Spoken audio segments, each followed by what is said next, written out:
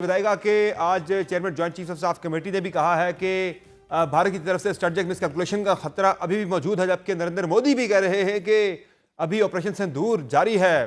तो क्या समझते हैं कि आने वाले दिनों में कोई ऐसा खतरा मौजूद है कि भारत की तरफ से फिर कोई जा रही है या मिसकैलकुलेशन की जाए? जी, बहुत शुक्रिया आपका।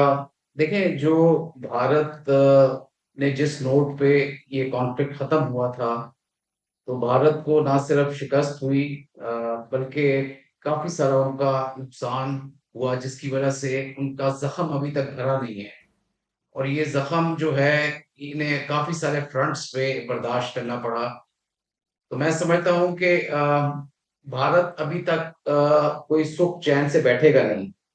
बिकॉज़ ये एक बहुत बड़ी नाकामी होती है कि आप इतनी बड़ी फ़ज़ाइया अपनी मतलब एयर फ़ोर्स लेकर आप आएँ, इतनी बड़ी आर्मी आपकी हो जो दुनिया में अपने आप को एक सुपर पावर का दर्जा आप समझते हैं आपका है, और एक ऐसी एयर फ़ोर्स से आपको नुकसान हो जो कि आपके नंबर्स में आपसे आधी से भी कम है।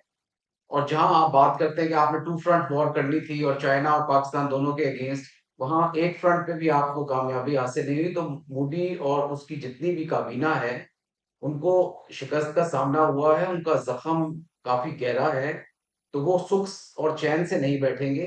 वो खुद बैठेंगे, ना ना हमें बैठने देंगे, और इस रीजन के लिए वो चीज़ ठीक नहीं है।